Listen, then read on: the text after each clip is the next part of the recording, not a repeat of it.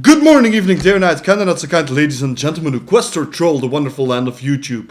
My name is Trollambo. And my name is MetalFH. And welcome to another episode of Belgian Bros Beer Bonanza.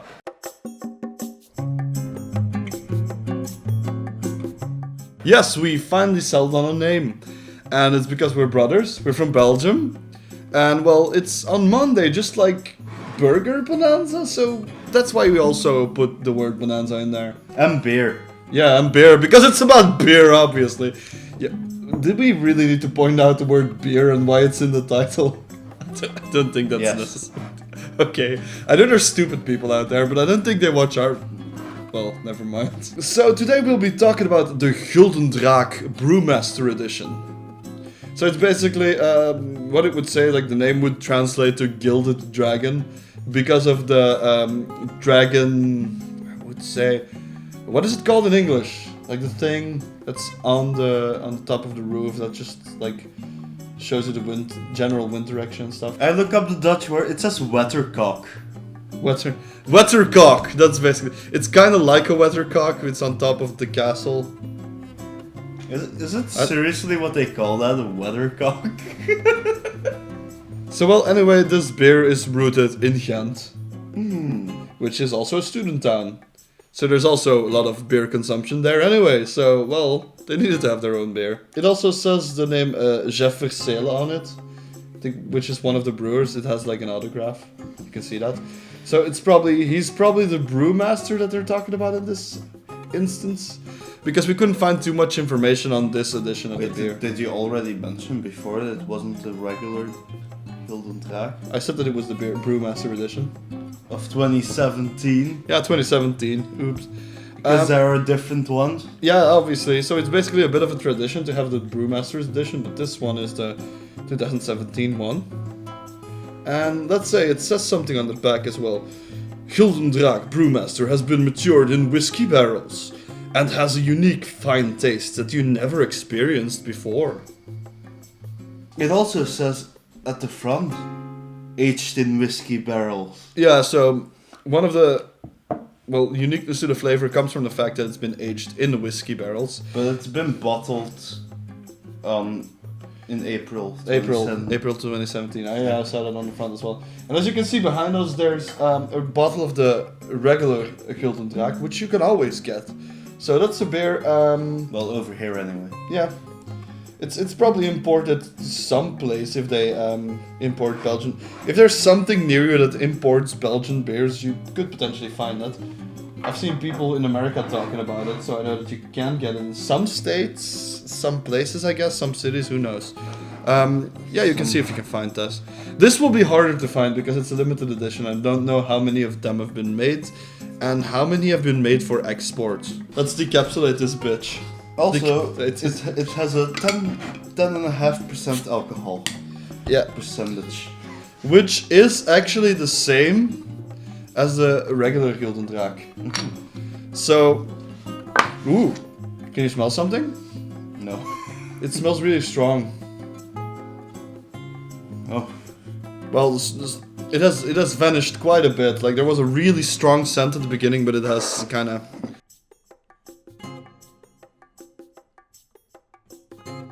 Okay, this is for you guys because we drink it. We have a tankard here in front of us. But that would mean that you can't see the beer. It's lighter than I thought it would be. Yeah. See, the beer is kind of light in color. If you hold it... Well, it's going to be too high for you guys.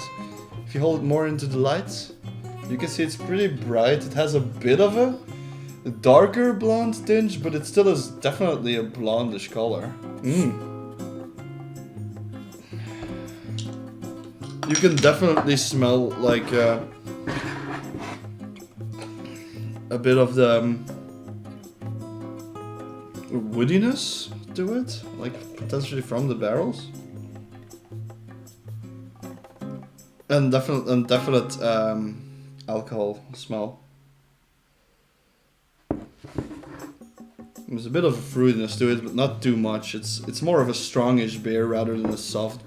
Well, smell-wise, it could be very different when we actually drink it. So let me just have a sip from this. because if I just... Well, never mind, I'll just fill my tankard. It feels so weird when you have a tankard and I just have a tiny glass. More beer! So now we have it in a tankard, now we can actually get ready for the taste test.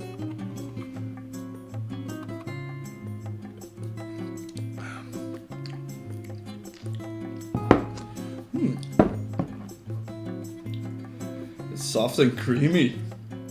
It's way softer than it smells. Like it would be. It has a really soft... It's I was gonna say it has a soft body, which could sound weird by itself. Soft body. And the aftertaste doesn't deviate far from the initial taste that you get in your mouth. The body is pretty similar to the aftertaste, so I don't think there's much of a difference in it. It doesn't, because it was the when we compare it, for example, when we had the Raging Bitch, that one had a flavor that went in a different direction after, well, the aftertaste was very different. Here, the only thing that happens is, it's really creamy at the beginning and it's a really soft beer, but it has a bit of a bitterness to it. So, a bit of a roasted bitterness to it, which is pretty nice. Which could potentially be what comes from the whiskey barrels. That roasted bitter flavor could come from those whiskey bottles, but I don't necessarily know if that's the case. But it is there, and what happens to the beer in the aftertaste is that the soft, creamy body kind of subsides a bit, and the bitterness remains. That's the big difference between the aftertaste. But it just goes away pretty gradually, the softness, and you're left with a bitter taste, which is a bit of a bittersweet, I would say. There's still a sweet, like, tinge to it. Like, it's not like it's bitter. But it's like right after you're done drinking. Yeah. You can kind of really taste something quite bitter. Yeah. But that disappears immediately. And that comes back at the end. I would say the first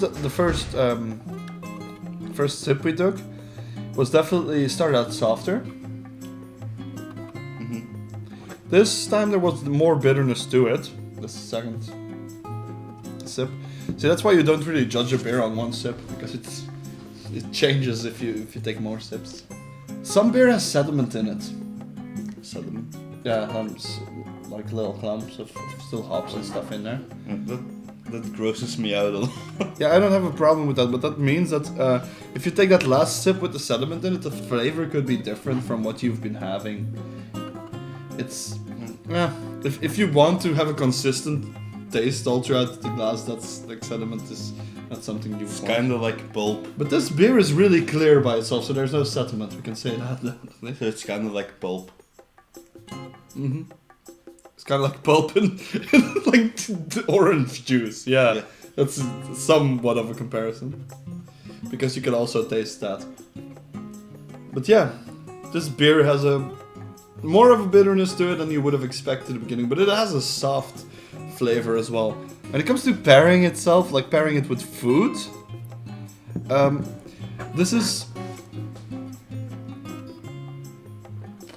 doesn't have too much of a sweet flavor to it, but something sweet could add to the flavor of this beer, like figs or something.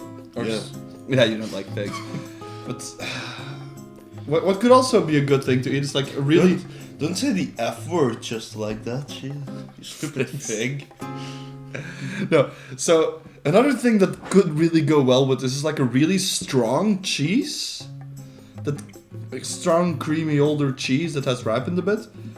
That goes well with some pear syrup, for example. If you have like the old cheese with the pear syrup in this beer, I think that would go nice. Like a stinky Belgian beer. Like a stinky Belgian cheese with some figs or some pear syrup. But this beer definitely goes towards the flavor of the regular Gulden Draak, but it just has that bit of extra, in my opinion. it and the extra would potentially just be the fact that it ripened in the whiskey barrels. I can't see. Maybe there was a slight deviation and a change on the original formula of the Gulden Draak, which there probably was. Maybe some different hops or something. But yeah, it does have the added flavor is a bit of more of a roastiness and a woody flavor. Woody. It tastes like a woody. Mine tastes more like Buzz Lightyear. Fuck me, yes. I don't think the microphone heard that. I said fuck me in the ass. So this beer, if you want to compare it to another one, we can't necessarily compare it to the previous beers because it has a different flavor to, extremely different flavor to the Raging Bitch or the Baltic Triple. Mm-hmm.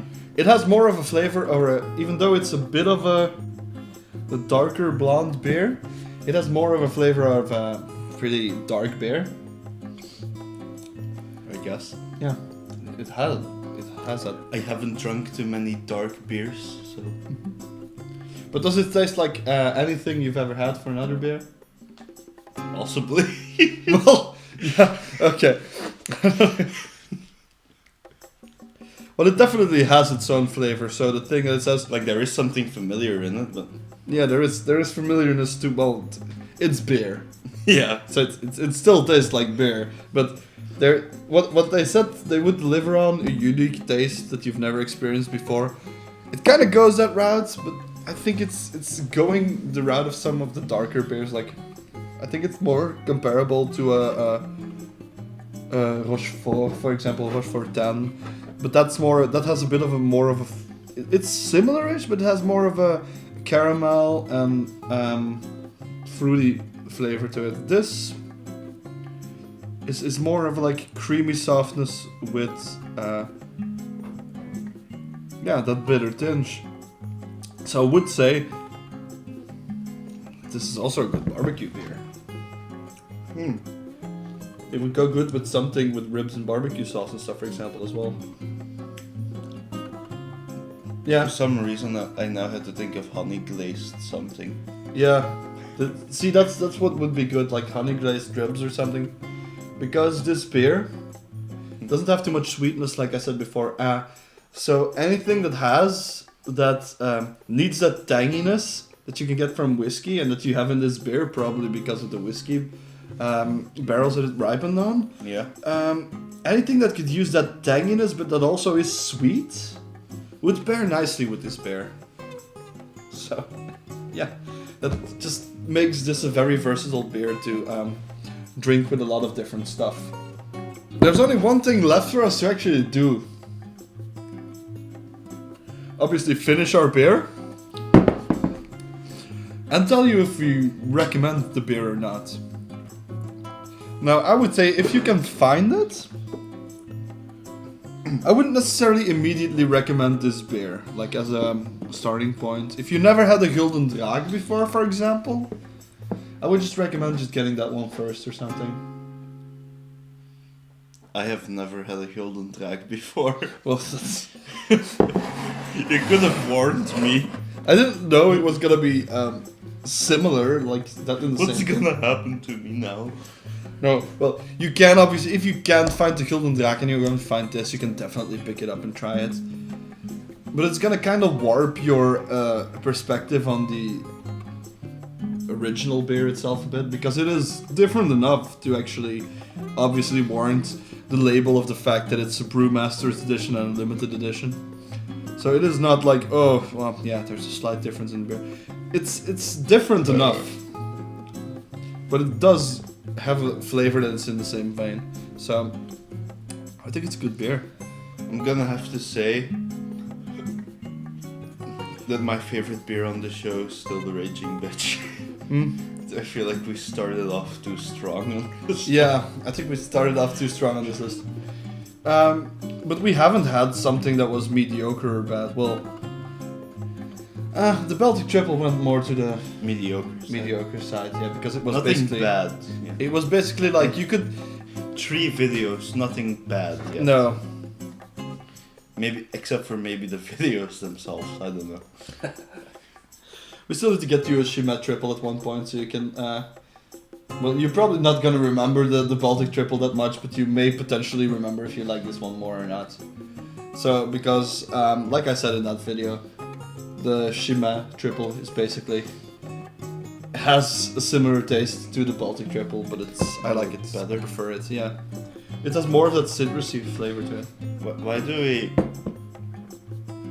always continue recording the video until our beer is done? The thing is, it started out really creamy. Then the sips after that were a bit more of a bitter and tangy flavor to it. And then the last sip had more sweetness to it and was creamier again. So I just had very bitter foam. well, yeah. Don't necessarily have to drink the foam that's still left when there's no actual beer left anymore. It's just a no-no. It turns into water, into beer or whatever. Nah, kinda. Yeah, kinda. It's just worse. But anyway, I would recommend picking this up or the regular Gulden Draak, whichever you can find. I would only be able to recommend this one. Yeah, because I don't know what the regular Gulden Draak. If you Draak. If you're really into beer, like if not like just like a drunkard that just drinks beer, but if you're really into tasting beer and drinking them, I would recommend if you can find both, just get a regular one and a Gulden Draak, maybe even a quadruple, which is another beer that they have at the Von Steenbergen brewery, and it's another version of the Gulden Draak, which is an amber-colored beer. The brewery also has other beers than Gulden Draak, but we're not gonna go into that for now. Yeah. We might just have another one of their beers on the show.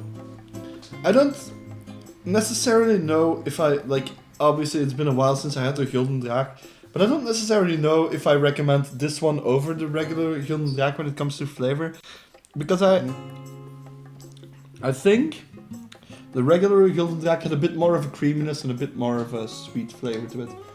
There's just the biggest difference is that this got like it just got a bit less creamy and a bit less sweet, but it got more tangy and bitter. It's not necessarily much sourness to it, maybe a bit, but yeah, a bitter. Anyway, I think this is pretty close to the regular Gulden Draak when it comes to what I would say that they rank as when they're good. The quadruple, if you find that one, that's gonna be by my personal by my personal preferences to tastes. I think the quadruple is just a bit worse than either of these. So yeah, because keep in mind, it's personal taste. Yeah, that's also true. Like maybe you're gonna taste something in this beer that we can't taste because your taste receptors are different and shit, so that could happen as well. My taste receptors are tingling. One thing I would still say that we haven't said about the flavor itself, it is a bit of a... Is it a bit of a roasted coffee bean bitterness to it? I don't know what you mean. The bitter flavor of itself. Does it go in the direction of coffee to you, or is it more? Maybe you should have asked me that when we still had beer. Because it to me it had a bit of an Irish coffee feel to it a bit, like kinda. I've never had Irish coffee. Well, yeah, but with less cream in it. That's just basically what it. I guess like coffee's bitter, so. And obviously it's a beer, so it's not gonna be like. I just made that comparison. There was a bit of a flavor leading towards like a less creamy, and Irish coffee. And I guess the coffee flavor that you're talking about won't be as present as with actual coffee beer. Yeah, mixes. No. It's like the caramel in a lot of beer. It's not gonna be as prevalent as. It's not gonna be like full on like like if you eat caramel or something, it's not gonna be that strong. It's gonna be like a hint of it. There's a hint of a coffee bean, roasted coffee bean. Okay. Hint of whiskey. Hint of something creamy. Well, the whiskey thing. Hint of just sweet. Ripe in whiskey barrels, like. There's a woody dryness as well. Not as pronounced as, for example, the nut flavor in the Is Perry editing this? Belgian batch. Yeah, maybe. Hey Perry. Every time he says Woody, can you make Woody from Toy Story appear?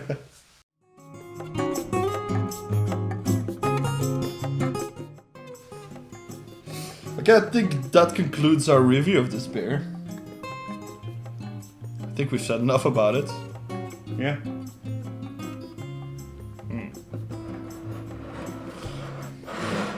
Then, Nothing more to say than I like the bottle. yeah, that's another plus. So, We usually talk about this before we drink the beer, but there's nothing left for us to do than to wish you a nice and cold one, and we'll see you in the next video.